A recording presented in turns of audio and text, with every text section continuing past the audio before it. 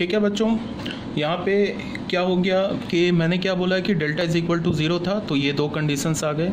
अब क्या है कि अगर इस दो कंडीशन को डिफ्रेंशिएट कैसे करेंगे, इससे, ठीक है।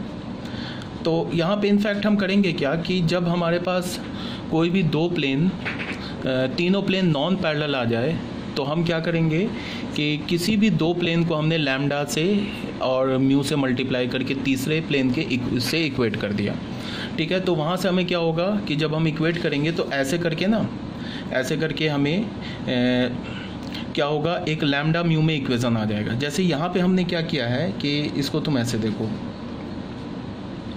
यहाँ पे हमने 4 इक्वेशन को लैम्डा से मल्टीप्लाई किया, 5th इक्वेशन को म्यू से मल्टीप्लाई किया है और 6th इक्वेशन के इक्वल कर दिया। यहाँ से हमें क्या मिलेगा, जब एक बार x के कोफिशिएंट को इक्वेट करेंगे तो लैम्डा म्यू में एक इक्वेशन आ जाएगा, फिर जब y के कोफिशिएंट को इक्वेट करेंगे तो लैम्डा म्यू में एक इक्वेशन आ जाएगा, फिर जब हम z के कोफिशिएंट को इक्वेट करेंगे, ध्यान से सुनो, फिर लैम्डा म्यू में एक इक्वेशन आ जाएगा।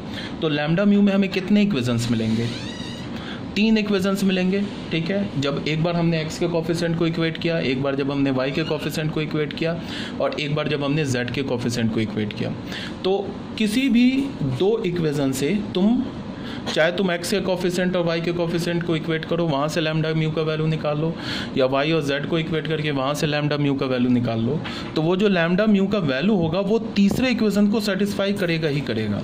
जैसे यहाँ पे हमने क्या किया, जैसे यहाँ देखो, यहाँ पे हमने क्या किया कि 4th को लैम्डा से मल्टीप्लाई किया, 5th को म्यू से मल्टीप्लाई किया, एक इक्वेशन बना लिया x के कोफिशिएंट को इक्वेट करके, एक इक्वेशन बना लिया y के कोफिशिएंट को इक्वेट करके, ठीक है।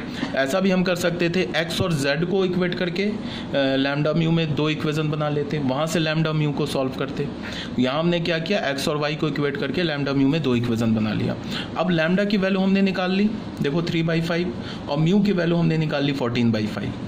अब ये जो लैम्डा की वैल्यू हमें मिली ना 3/5 और ये 4/5, ये जब मैंने z के कोफिशिएंट को इक्वेट करूंगा ना, यहाँ पे जैसे देखो z के कोफिशिएंट को मैं इक्वेट करूंगा तो हमें क्या मिलेगा, 2 lambda plus mu is equal to 4। ये सेटिस्फाई करेगा ही करेगा। अगर ये सेटिस्फाई नहीं करे तब तो डेल्टा ही 0 नहीं आएगा। इसमें केस में तो डेल्टा 0 है ना। डेल्टा 0 हमने कैसे किया था, यहाँ पे देखो, इस 3 को यूज़ करके डेल्टा 0 किया था ना हमने। तो इसका मतलब क्या है कि लैम्डा म्यू जो है वो इस तीनों केस को सेटिस्फाई करेगा। और अगर लैम्डा म्यू कांस्टेंट को भी सेटिस्फाई कर गया तब तो कोएक्सियल प्लेन है। कोएक्सियल प्लेन और नॉन कोएक्सियल प्लेन दोनों केस में क्या था हमारे पास, कोएक्सियल एंड नॉन कोएक्सियल। दिखाता हूँ मैं तुम्हें, थोड़ा मेरे साथ रहो। यहाँ देखो, इस केस में भी क्या था, देखो ये A3 B3 C3 हमें निकल आया था ना लैम्डा म्यू के केस में। बट अगर नॉन कोएक्सियल प्लेन होगा तो ये वाला कंडीशन आ जाएगा। इसका मतलब है कि इससे किसी दो से तुम लैम्डा म्यू का वैल्यू निकालो। यहाँ पे जैसे ये देखो, लैम्डा म्यू की जगह मैंने बीटा गामा ले लिया, किसी दो से तुम बीटा गामा या लैम्डा म्यू का वैल्यू निकालो, तो ये 3 को तो करेगा। इससे और इससे निकाल लो, इसको कर जाएगा सेटिस्फाई, इससे निकाल लो, इसको कर जाएगा सेटिस्फाई। बट अगर लैम्डा म्यू का वैल्यू इस कांस्टेंट को भी कर जाए सेटिस्फाई, तब तो क्या हो जाएगा, कोएक्सियल प्लेन होगा। नहीं करेगा सेटिस्फाई तो नॉन कोएक्सियल प्लेन होगा। तो यहाँ पे हमने क्या किया, लैम्डा म्यू का वैल्यू निकाल लिया। किससे निकाला, x और y के कोफिशिएंट को इक्वेट करके। यहाँ पे बच्चों हमने z का कोफिशिएंट को इक्वेट किया है, तो वो तो करना ही करना सेटिस्फाई हो ही जाएगा। देखो z को इक्वेट किया तो 2 लैम्डा प्लस म्यू का वैल्यू यहाँ डाला तो हमें क्या मिल गया, 20/5 4, और वो 4 के इक्वल है। देख लो ये जो इक्वेशन है ना, z का कोफिशिएंट 4 के इक्वल है ना, करिए ना सेटिस्फाई। ये तो करना ही करना है। बट अब क्या होगा, देखो यहाँ मैंने लिखा है ये तो सेटिस्फाई करना ही था क्योंकि डेल्टा बराबर 0 हो गया। अब हमें करना क्या है कि नाउ चेक, इसको हमने चेक किया।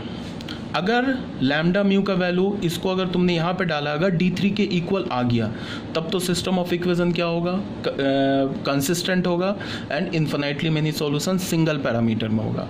अगर D3 के इक्वल नहीं आया तब तो सिस्टम ऑफ इक्वेशन क्या होगा, इनकंसिस्टेंट होगा एंड हैव नो सॉल्यूशन। यहाँ पे ये बात मैंने लिखा है, lambda D1 plus mu D2 को हमने डाला, क्या आ गया हमें 2, जबकि D3 क्या है हमारे पास, D3 है, D3 क्या है, सॉरी दिस इज अगर हम D3 की बात करेंगे ना तो D3 किसके इक्वल है, यहाँ हमारे पास क्या आ रहा है 2, बट हमारा D3 क्या है, ये है ना D3 2, ठीक है D3 2 है, बट आया किसके इक्वल, -22/5 के इक्वल, वो तो 2 के इक्वल नहीं आया, D3 के इक्वल नहीं आया। इसका क्या मतलब है कि लैम्डा इज इक्वल टू -7/2 रखने से सिस्टम ऑफ इक्वेशन जो है इनकंसिस्टेंट है and have no solution. Question कहाँ से शुरू हुआ था, एक बार फिर से क्वेश्चन हमारा शुरू हुआ था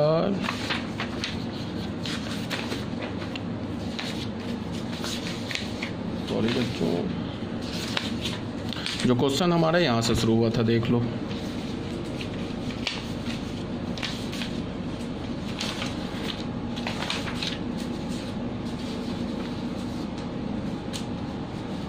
ठीक है। क्वेश्चन जो था